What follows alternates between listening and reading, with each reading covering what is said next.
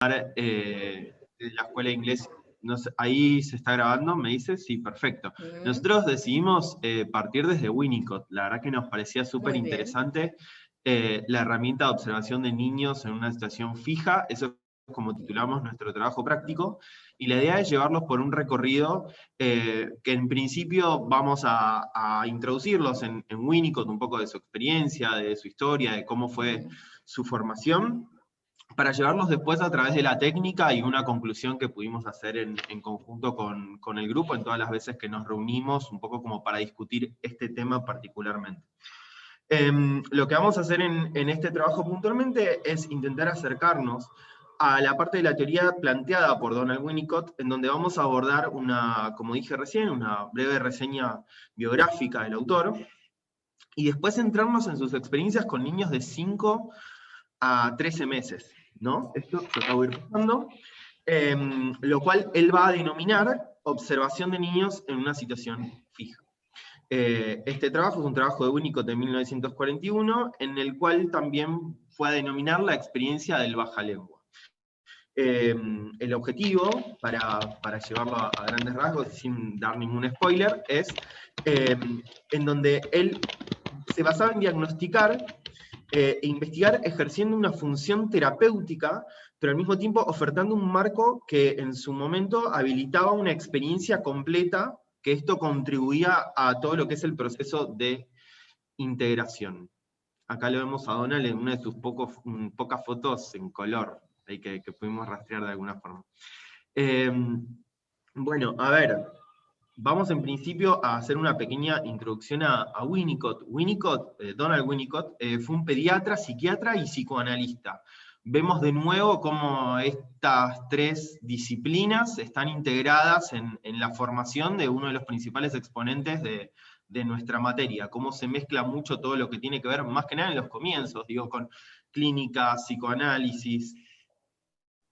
Él nació en el 86 en Plymouth, esto es una localidad británica. Inició sus estudios en medicina, pero bueno, obviamente, dada la época, fue interrumpido por lo que fueron las situaciones de guerra en las cuales él actuó como cirujano en la Armada, durante la Primera Guerra Mundial. Se graduó con el título de médico, especializado en pediatría, y comenzó a trabajar como pediatra ya en el 23, súper joven, en un hospital, obviamente, pediátrico de Londres, muy conocido, que es el Paddington Green. Ahí se desempeñó por más de 40 años, lo cual vemos cómo este contacto con la clínica lo va a atravesar, lo va a influenciar durante toda su experiencia. Comenzó un análisis didáctico con Strachey en el año 23, cuyo análisis va a continuar más tarde con Jean Rivière. Ya vemos ahí cómo se van atravesando nombres que a nosotros nos hacen ruido de alguna forma. Ingresa luego en la Sociedad Psicoanalítica Británica, donde la va a presidir inclusive durante 2 periodos. Luego vuelve, retoma un poco más adelante.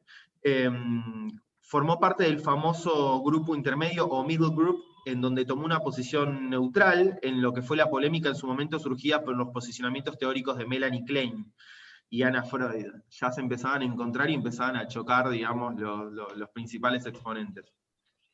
Luego, por un lapso de varios años, contribuyó a la comprensión de los primeros años de vida de los niños, tuvo influencia en el pensamiento de Klein sobre Winnicott, o sea, de alguna manera, si bien en principio chocó, después se vio influenciado, y se refirió más que nada a lo relativo a la importancia asignada a la edad temprana del niño y su mundo interno. Ambos, de alguna manera, lo que trataban eran aspectos predípticos de la personalidad del niño, y sin embargo fue Winnicott quien va a resaltar la importancia de la relación del niño con su madre. Esto lo fuimos viendo nosotros a lo largo de la carrera en los distintos textos que pudimos ver en las materias. Va a llevar luego el desarrollo del concepto de creatividad y juego, en donde él va a hacer aportes importantes sobre la etapa de la adolescencia, destacando el papel del ambiente y la sociedad que cumplen a lo largo del crecimiento. Esto sí lo quiero resaltar porque va a tener que ver un poco con lo que vamos a hablar más adelante. Estableció también una relación con Jacques Lacan, que es un poco lo que nos trae al motivo de por qué lo elegimos. En ese momento es obvio, en relaciones por correspondencia, cartas súper interesantes a las que más o menos uno puede acceder, y ahí tenemos digamos, cuáles eran las discusiones que se daban en ese momento. Por último, sí, Lacan lo termina invitando a disertar en la Escuela Freudiana de París, pero bueno, ya estaba bastante grande, entonces, bueno, de alguna manera fueron sus discípulos los que los terminan empujando, los que termina él enviando en representación suya. O sea, hubiese estado lindo, pero bueno, a veces la vida produce esos desencuentros. Bueno, este fue como un pequeño recorrido por la biografía, lo que más nos interesaba, para no ser una biografía como más compacta, sino contar un poco cómo fue que llegamos a este trabajo. Ahora las chicas nos van a introducir, va a empezar Andrés, si mal no me equivoco, en todo lo que tiene que ver con la presentación de la técnica, que es el motivo de nuestra exposición de hoy.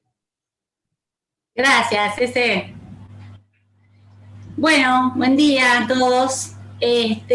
Nosotros cuando empezamos a pensar con este equipo maravilloso que tenemos, porque la verdad nos hemos reunido un montón de veces, con algunos compañeros ya habíamos compartido otras clases y me resonaba mucho esto que decía Silvia de poder compartir y entrar un poco en la vida de cada uno, porque esta virtualidad nos está alejando de todo lo humano, ¿no? Al principio nosotros habíamos pensado trabajar clínica. Queríamos ver teoría, pero meternos en los consultorios, ¿no?, de estas eminencias. Entonces habíamos pensado al principio trabajar el caso Dick, pero como era un caso que ya estaba bastante trillado, ya todo el mundo lo conoce, bueno, nos cambiamos de bando y nos fuimos para el lado de este viejito amoroso, porque en realidad la diferencia que se puede encontrar con Melanie Klein en el sentido de la sensibilidad y cómo trataba a él y lo amoroso que era tanto con los niños como con sus madres, lo contenedor que era. Por eso fue tan respetado dentro del ambiente, digamos, amigo de Lacan. Y Melanie Klein tenía como más encontronazos, ¿no?, dentro del mundo psicoanalítico, tenía una personalidad muy avasallante también, ¿no? El hecho de haber sido mujer, quizás tuvo que plantearse de otra forma. Entonces nosotros empezamos a investigar a ver qué técnica utilizó y que le dio gran resultado a Winnicott, y nos encontramos con esto que nos llamó mucho la atención, que si bien se llama observación de niños en una situación fija, la experiencia se conoce vulgarmente también como la experiencia del bajalenguas. Entonces, bueno, empezar a investigar esto en bajalenguas, ¿no?, porque es un objeto muy raro con el cual Winnicott forma parte esta técnica. Un bajalengua, todo el mundo creo que lo conocerá, es ese instrumental que tienen los médicos justamente para revisar la garganta de los niños, que hoy en día es de madera y es descartable, ¿no?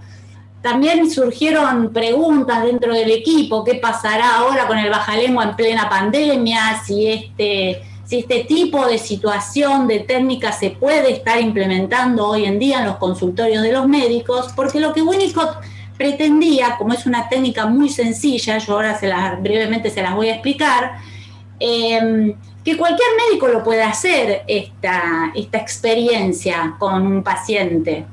Entonces, él tenía un bajalengua que era de metálico, muy brilloso, muy, muy pulido, y llamaba a sus pacientes.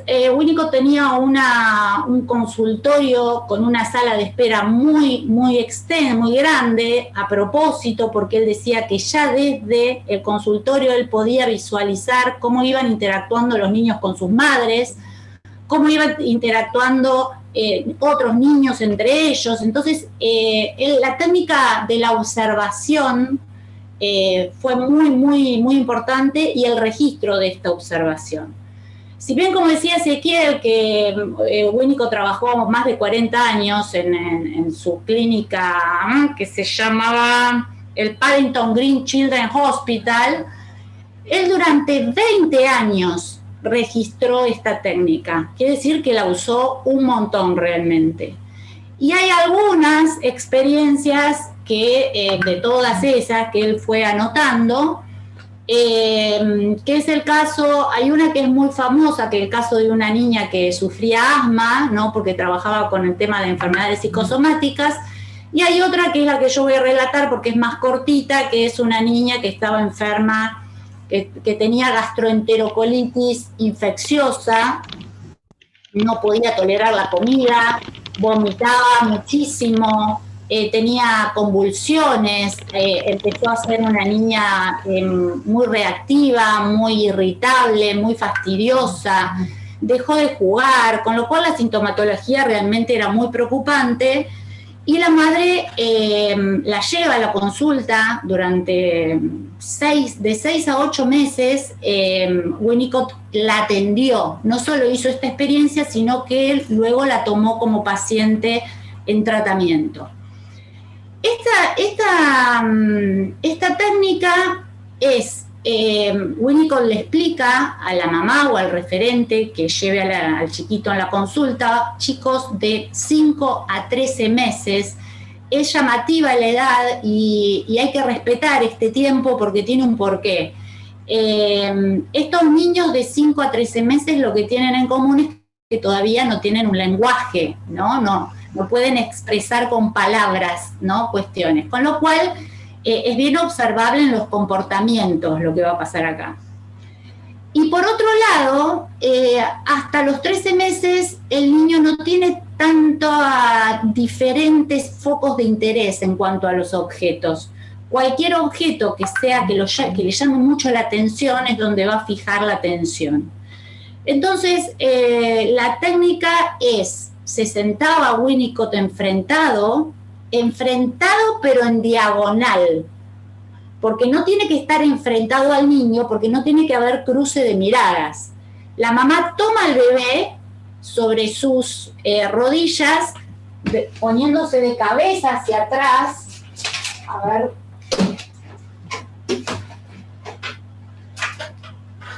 Así sentado, ¿no? No sé si lo llegan a ver, así sentado, la madre no tiene contacto visual con los ojos del niño, y Winnicott en diagonal coloca sobre la mesa el bajalenguas y observa y le dice a la madre, le anticipa que no pueden intervenir. Es importantísimo que ninguno de los dos intervenga. Si la madre no tolera hacer esto ya le está dando información a Winnicott de qué tipo de madre estamos enfrentando. Entonces él saca información del niño y también de la madre, del entorno. Después también le anticipa que si hay pequeños, otros hermanitos, que tampoco los puede dejar entrar, porque por lo general los hermanitos entienden. Ahora vamos a ver las fases, las 3 fases que tiene este experimento, que entienden que el niño quiere agarrar este bajalenguas, entonces por lo general los hermanitos lo que hacen es tomar el bajalenguas y se lo dan o se lo ponen en la boca. Entonces ya ahí queda sucia la técnica de alguna manera.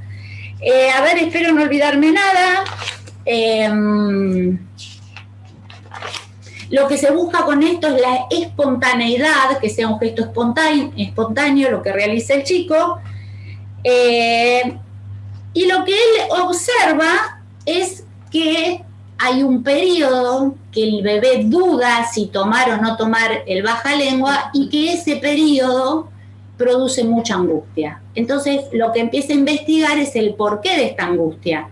¿Por qué el niño, ante la posibilidad de agarrar algo que le interesa, se angustia? Entonces, esto está mejor explicado en las 3 fases que van a pasar a explicar mis compañeras. Bueno, gracias, André. Pasamos a la primera fase. En este momento, el bebé mete la mano encima del bajalengua de manera inesperada y se entiende que es una situación que debe ser meditada. El niño registra que está en un momento de conflicto o de apuro y entonces con una mano apoya sobre el bajalengua, el cuerpo se encuentra totalmente inmóvil, mira a su alrededor, a su madre con los ojos bien abiertos y por momentos pierde interés, ¿no? En ciertos casos, hasta desvanecerse del todo y esconde la cara en la blusa de la madre. Y bueno, generalmente es posible controlar la situación siempre y cuando la madre no intervenga, como ya lo dijimos anteriormente, para que no tranquilice al niño. Y se logra observar que de a poco el pequeño, gradual y espontáneamente, vuelve a recobrar ese interés por el bajalengua. De esta manera le da paso de la primera fase a la segunda fase, que va mi compañera Sabri. Hola, ¿qué tal? Bueno, yo voy a explicar lo que es la segunda fase. Dice que, bueno, todo este rato, durante el periodo de excitación, que es esta duda, incertidumbre, ¿no?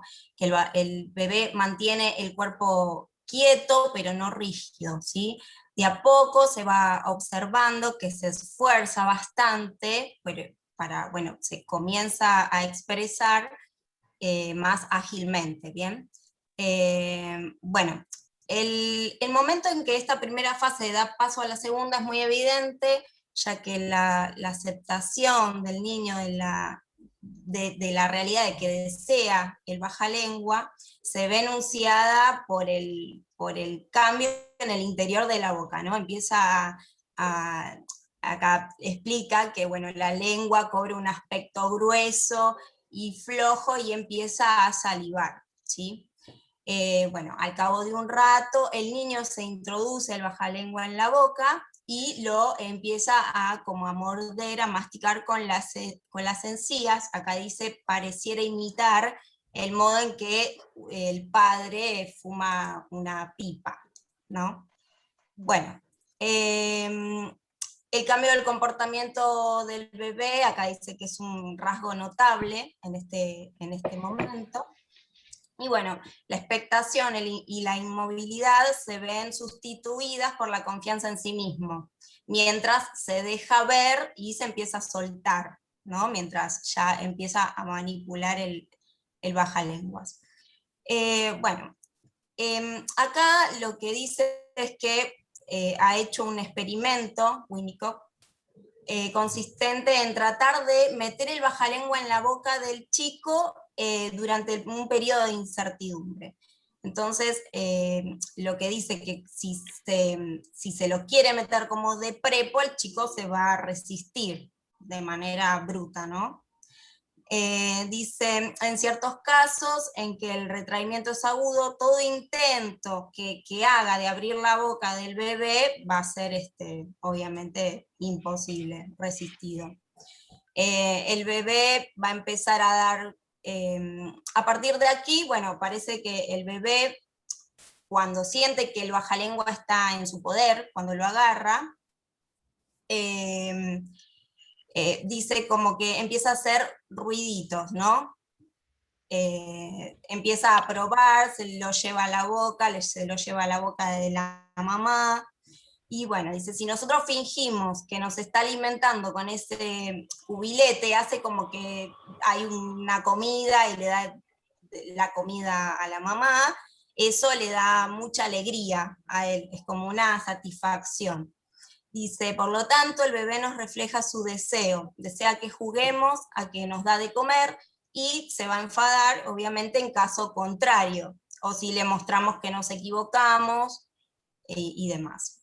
Dice, bueno, es como un juego, ¿no? Él lo que evalúa son todas las reacciones de este bebé en esta fase. Finalmente, bueno, no se han encontrado pruebas de que los bebés se llevan un disgusto debido a que en realidad en el bajalengua no hay comida o algo que sea comestible. Y bueno, así pasamos a la tercera fase, que la va a relatar Agos. Bueno, gracias, Sabri. Bueno, esta última fase de esta experiencia es la tercera, que es cuando el niño deja caer el bajalenguas como si fuera por accidente, ¿no? Entonces, en ese momento se le devuelve, el niño se alegra, juega intencionalmente y disfruta de tirarlo y del sonido que genera al arrojarlo, ¿no? Y ya llegando al final de esta tercera fase, Winnicott dice que el niño disfruta tanto de encontrarse con el bajalenguas en el suelo, como así también de metérselo en la boca. Y aquí plantea que pueden pasar dos cosas, o que nuevamente comience a jugar con él, o que se aburra, que deje este objeto y que busque otro que se encuentre ahí a mano. Por eso, como decía Andre al principio, cuando explicaba la técnica, es muy importante el rango de edad, ¿no? Que era de 5 a 13 meses donde se aplica esta técnica, porque en caso que tenga más de 13 meses, como el niño ya tiene interés en más objetos, no se puede determinar si la elección de agarrar otro objeto se trata de una inhibición con respecto a este primero, ¿no? Por eso lo más recomendable, decía Winnicott, es realizar esta experiencia en niños de 5 a 13 meses. En realidad, Bueno, discúlpame, Adriana, en sí. realidad toda esta experiencia del bajalengua lo que evalúa es el alimentar, ser alimentado, la relación con la madre, a través de un objeto que uno podría decir, podría ser cualquier objeto, pero lo que tiene el bajalengua es que se parece mucho a una cuchara. Claro. Entonces, tiene que ver con el alimento y es esperable que el niño lo relacione con esa experiencia, pero puede que no, digamos, puede que juegue, que lo manipule, pues también depende de la edad, no es lo mismo a los 6 meses que a los casi al año, ¿no? El juego va variando. Y por eso cuando son más grandes es posible que se aburra de ese objeto y intente buscar otro, pero esto de tener un objeto para su disposición y ver qué hace, toda la técnica, ¿no? Habla de cómo se las arregla el niño con ese objeto. Para eso tiene que estar construido un cierto mundo interno, ¿no? Me parece que es la evaluación que hace Winnicott todo el tiempo. Bueno, ahora Marce va a contar un poco la conclusión, los resultados que se obtienen, digamos, de esta técnica, y bueno, y un poco la conclusión a la que llegamos en grupo del trabajo. Gracias. Integrando un poco todo lo que pusieron los compañeros, tenemos que el bajalengua representa varias cosas. A partir de lo que comentaba la profesora recién también, nosotros habíamos notado esto, y veíamos que podía representar para el niño objetos asociados a fantasías infantiles, que también representa gente, ya que a partir de determinado momento empiezan a tener una visión completa de las personas. Resaltamos también que para que pueda darse el caso de que el niño actúe como si el objeto formase parte de la madre, y tomar el objeto sería como si tomara el pecho de la madre, eso es lo nutricio, lo alimenticio que comentaba la profesora. Consideramos destacable también que en la tercera fase el niño arroja el bajalengua, y eso nos hacía pensar en el Fordá freudiano. Podemos pensar que este aporte de Winnicott es una extensión del trabajo de Freud, y hay una simbolización en la tercera fase donde el niño arroja a la madre, simboliza en ese objeto la pérdida de la madre, ¿no?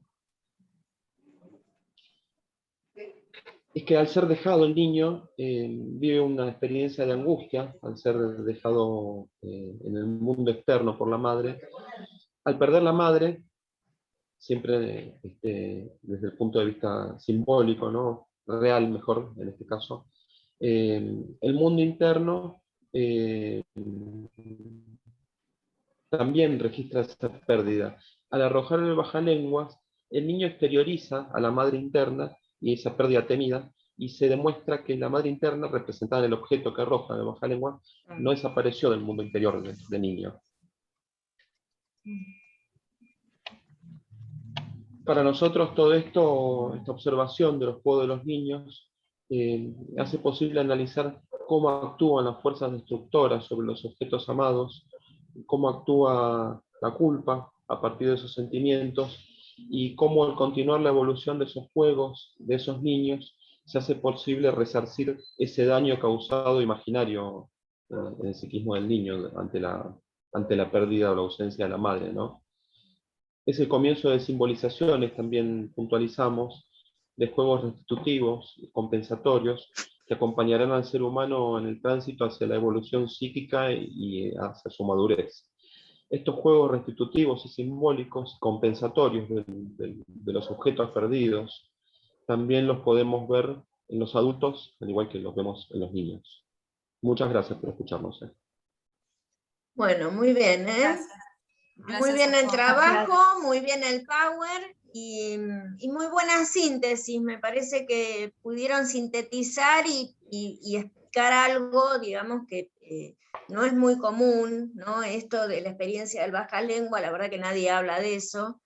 Sin embargo, me parece que también es anticipatorio de la importancia del juego, ¿no? En todo lo que va a ser la clínica con niños, porque ver jugar con un baja lengua, ver jugarlo con lo que también en psicodiagnóstico ustedes vieron como la famosa caja de juegos, ¿no? Es decir, todo lo que el niño puede experimentar allí, ¿no? Y con lo que nosotros trabajamos, porque esa edad tan temprana, donde apenas existe el lenguaje, nos queda el juego, ¿no? Bien, muy bien, gracias a todos, muy buen trabajo. Gracias, profesora.